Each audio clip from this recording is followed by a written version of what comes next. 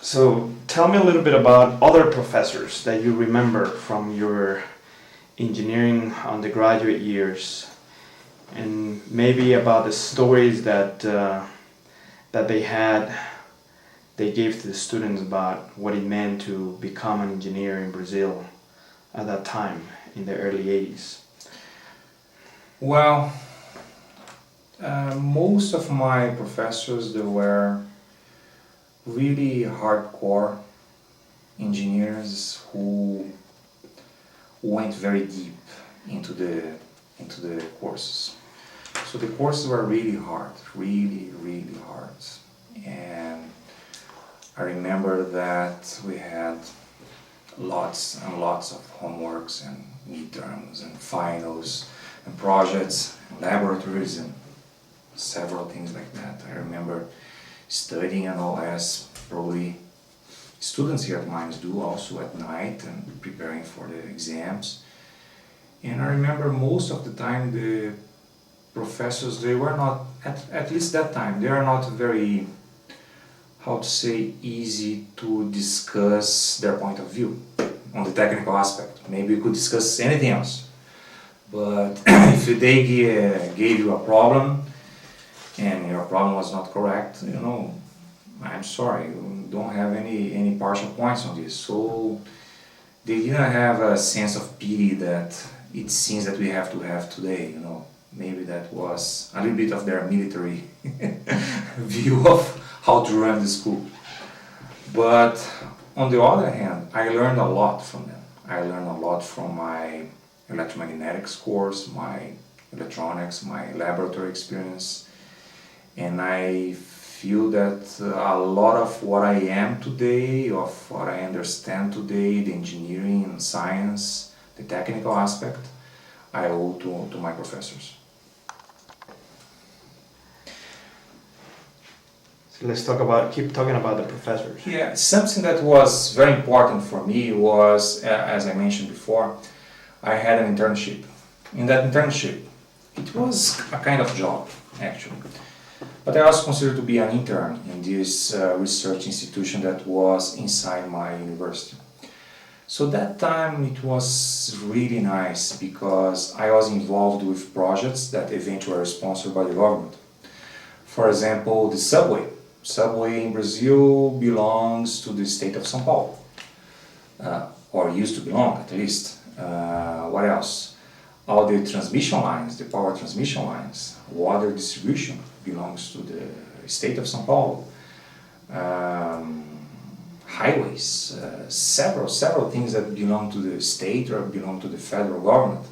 They were hiring engineers to design new telecommunication devices, new monitoring devices. For example, I worked in the subway project, so I worked into the controls of the track as an intern. I worked that time in designing a system to connect two computers to communicate, and today you know what that system is called, a modem.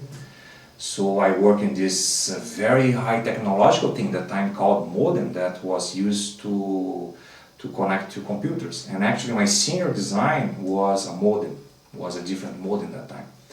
So I learned a lot, and one of the reasons that I learned is because we had opportunities to design systems, to test the systems, and to go all the way to the implementation of the project.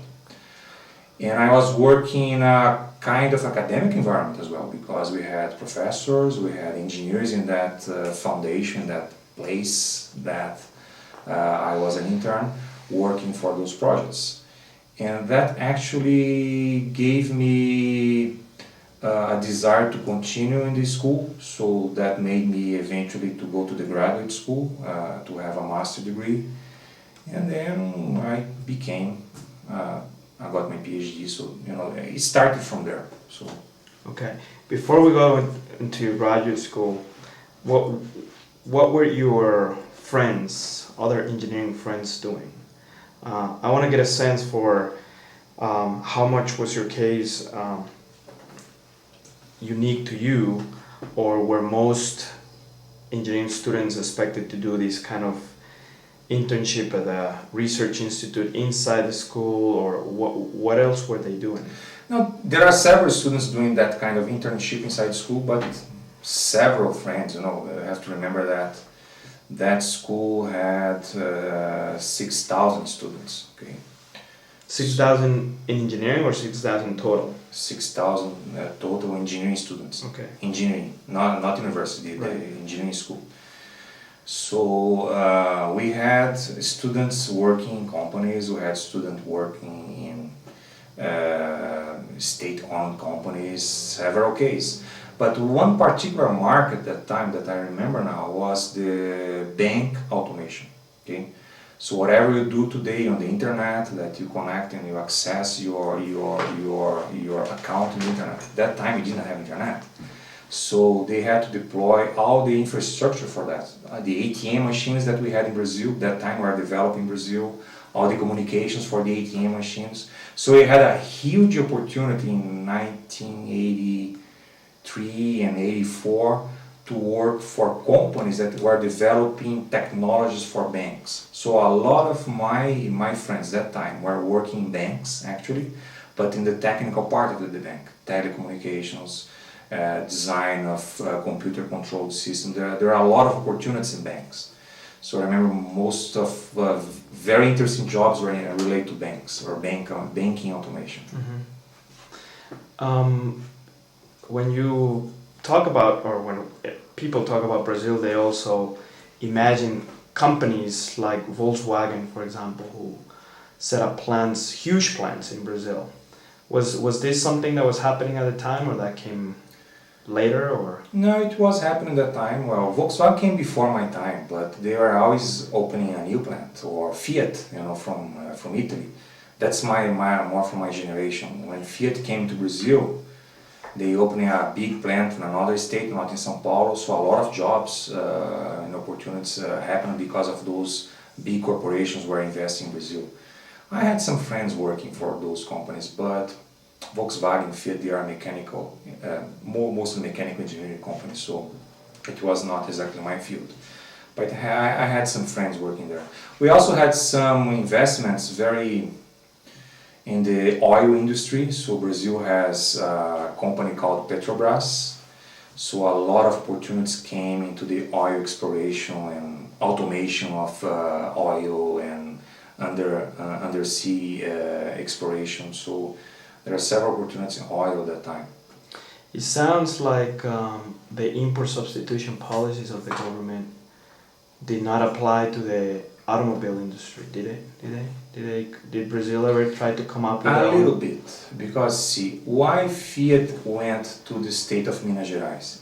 Because the state of Minas Gerais gave them free land and gave them a tax break. Okay, but that was a state thing. Why? Let's see, Ford moved from one city to another city because maybe the other state gave them more tax breaks. So there is still a lot of support from the government. Maybe not market protection, but a lot of tax breaks, a lot of subsidies, a lot of... No, but what I mean is Brazil trying to come up with its own automobile industry. Yes, we tried, but it was hard. We had one particular company. There was a guy called Gurgel, that was his last name. So there was this company called Gurgel, and they invest a lot on the Brazilian cars. There are some other small companies, but those small companies, they were purchased by Volkswagen just to close their operations, or purchased by Ford just to close their operations. So any small car manufacturing company in Brazil was basically successful to a point to be purchased by Volkswagen, for example. Gotcha. Okay.